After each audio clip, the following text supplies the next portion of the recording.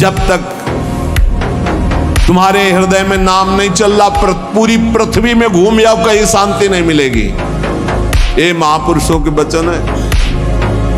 चिरकाल तक कहीं भी तुम घूम आओ, कहीं तुम्हें शांति नहीं मिलेगी यदि नाम जप नहीं करोगे। तब लग कुशल न जीव कहूं, सपने मन विश्राम, जब लग भजत न राम को शोक धाम।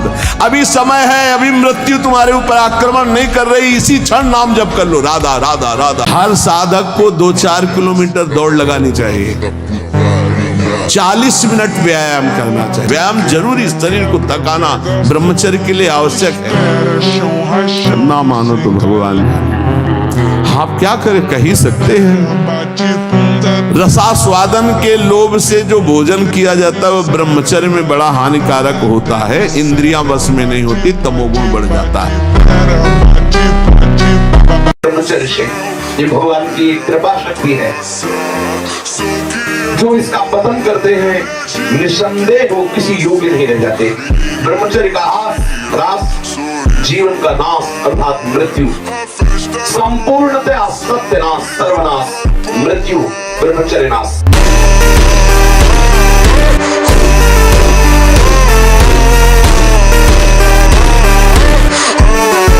ब्रह्मचर्य तेज है, ब्रह्मचर्य ऊर्जा है, ब्रह्मचर्य हमारे शरीर की ताकत है। ब्रह्मचर्य एक ऐसी व्यवस्था है जिससे साध करके हम अपनी कुंडलियों को जागृत कर सकते हैं। ये जो ब्रह्म मुहूर्त समय कहा जा रहा है, इस समय तो सत्संग हो रहा है आपका। कितना सौभाग्य है कि आप उठना चाहो या ना उठना चाहो, आपकी दिनचर्या ऐसी कि आपको अगर 2:30-3 बजे नहीं उठोगे तो आप अपनी दिनचर्या नहीं कर पाओगे। कितना सौभाग्य कि श्री जी ने ऐसे हमको विवश करके साधन में लगा दिया है। विवश ना चाहे तो भी उपस्थित होना पड़ेगा। इसलिए भक्तों को चाहिए कि ब्रह्मचर्य पर विशेष ध्यान दे और रात्रि के सोने के समय ज्यादा सावधान रहे। उस समय वेदना काम की जरूर जागृत होती है, उस समय जरूर ध्यानस्थ रहे, कीर्तन परायण रहे, नाम जप करते हुए शयन करे और शेष भाग रात्रि का भजन में व्यतीत करे। ब्रह्मचर्य जिसका ठीक है वही, चाहे गृहस्थ हो चाहे विरक्त, वही परमार्थ पर विजयी हुआ है आज तक। सद्भाषण, सद्विचार, सद्भावना, न्याय निष्ठा, आडंबर पाखंड का त्याग, वही जाकर के धर्मात्मा महात्मा बनता है। ब्रह्मचर्य पूर्वक जीवन कई वर्ष व्यतीत करके नाम जप करते हुए फिर संतान तो चाहे बालिका हो चाहे बालक, वो जगत मंगल करने वाला है, पशुओं जैसे आचरण से नहीं। ब्रह्मचर्य जिसका ठीक है वही, चाहे गृहस्थ हो चाहे विरक्त, वही परमार्थ पर विजयी हुआ है आज तक।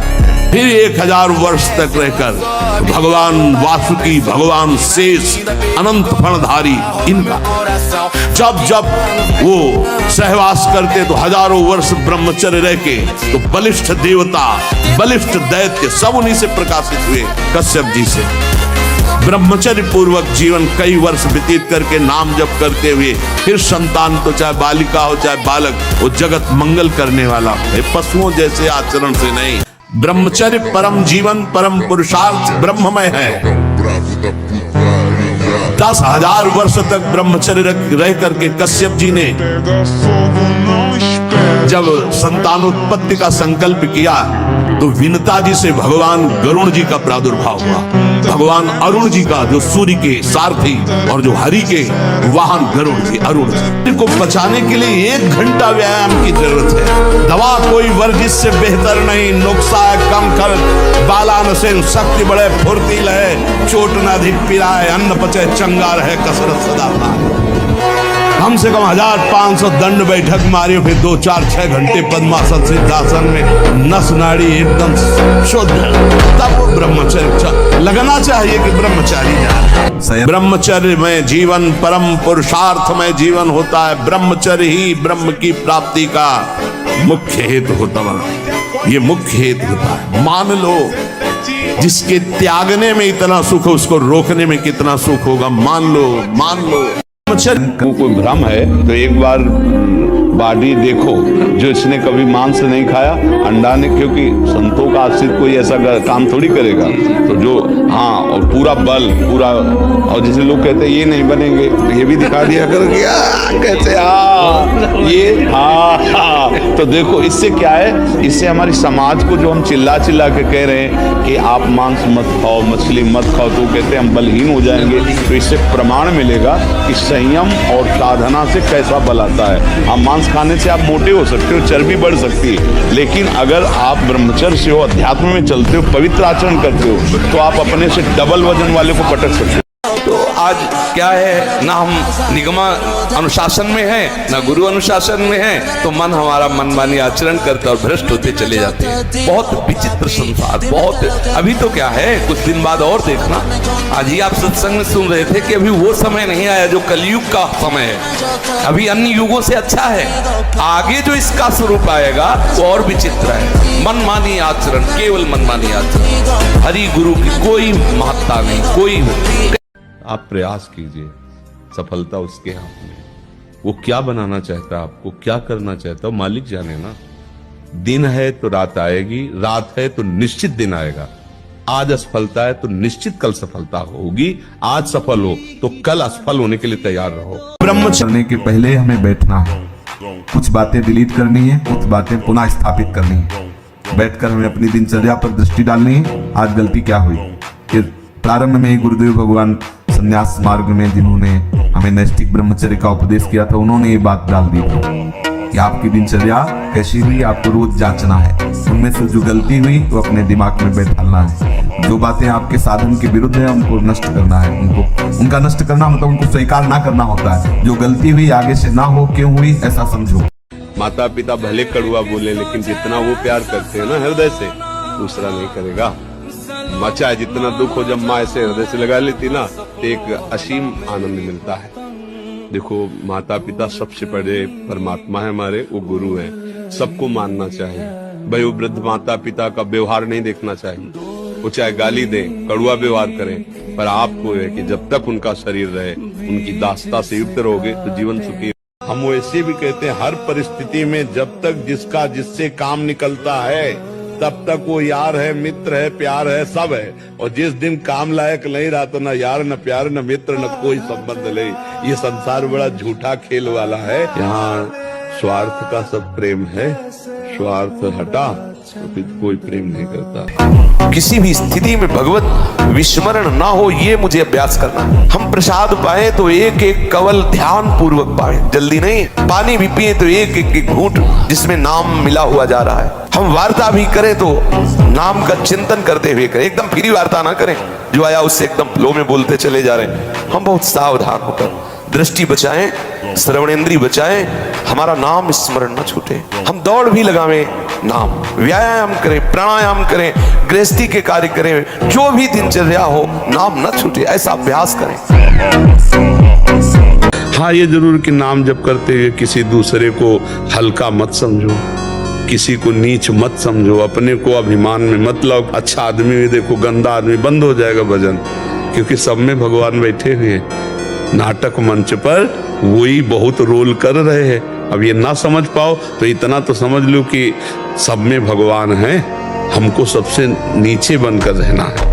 तो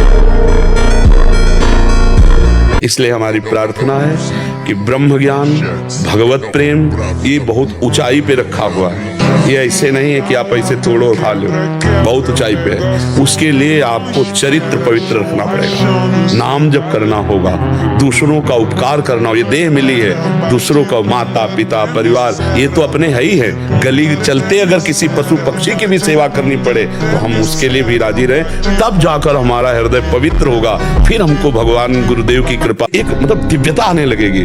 अपने लोग गंदे आचरणों में, गंदे दृश्यों में, गंदे चिंतन में, गंदे आहार में जीवन व्यतीत कर रहे हैं, तो एक पशुता सी आती चली जा रही, राक्षसी बुद्धि आती चली जा रही। नौजवान जन है कैसे कैसे आचरणों में अपने को इंजेक्शन आदि नशे में करना, माताओं बहनों की तरफ कितना राक्षसी भाव रखना।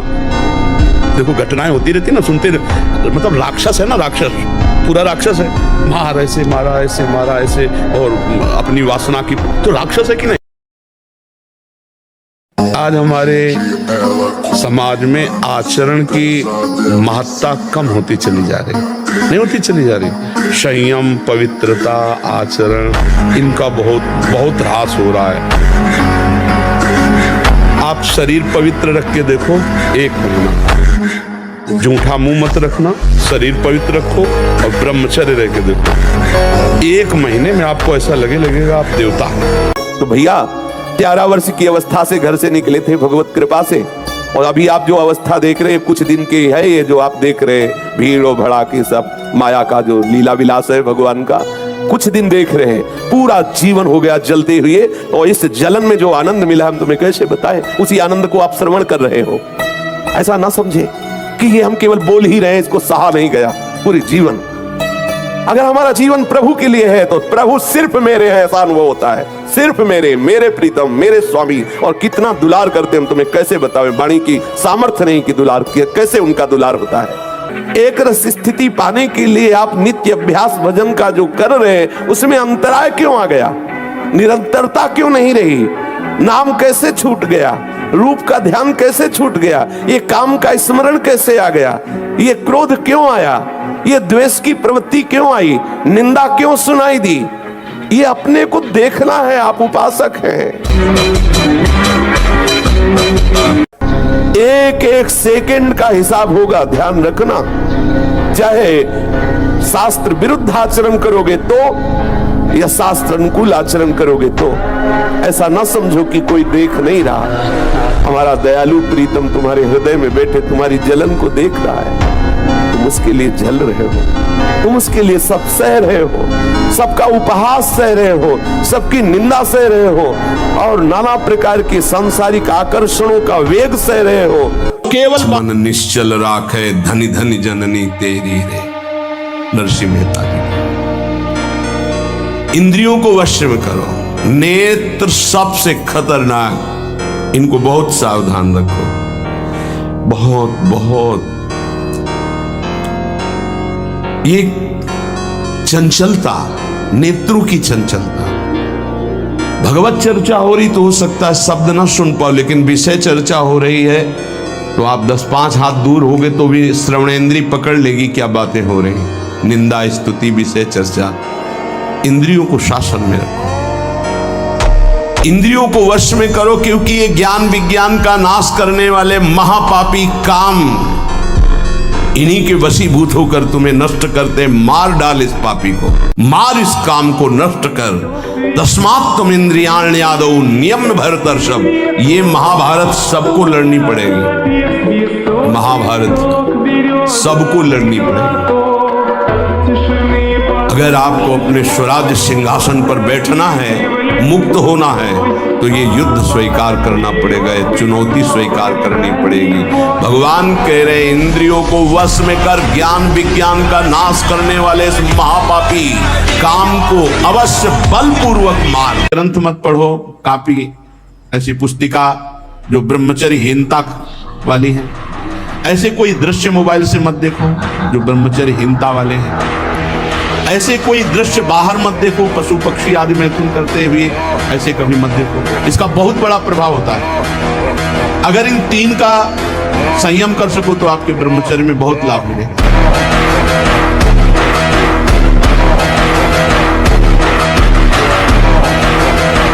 शरीर में जितनी पावर शक्तियां हैं वो सबका अंतिम रूप वीर्य है।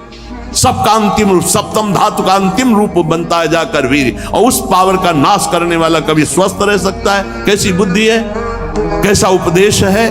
यहां कह रहे हैं कि परमार्थ की शुरुआत ही ब्रह्मचर्य से होती है। इसलिए चाहे गृहस्थ हो चाहे विरक्त, गृहस्थ तो संयम से संतानोत्पत्ति के लिए भगवत प्रणाम करके, भगवत आराधना करके, दिशाओं को नमस्कार करके, तिथि और समय की योग्यता देख करके संतानोत्पत्ति के लिए भगवत पूजा भाव रखकर वो संयोग किया जाता है, सहवास किया जाता है। हर समय ब्रह्मचर्य का संरक्षण कैसे हो ये तुम्हें सोचते रहना। ब्रह्मचारी हो चाहे लड़की हो चाहे पुरुष शरीर, दृष्टि भी सावधान रखो। आपकी दृष्टि ज्यादा इधर उधर नहीं होनी चाहिए, ठीक नहीं रहेगा। ब्रह्मचर्य परमार्थ की ऊंचाई पर चढ़ने के लिए आवश्यक वस्तु है।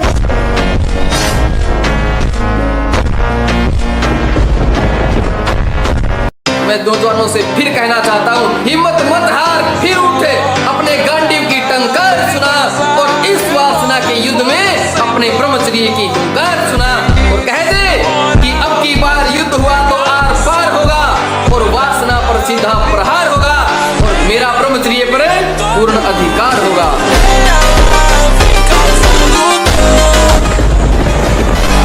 तीन बातें उपासक को अनुभव होने लगती हैं जिसकी शरणागति पुष्ट हो गई।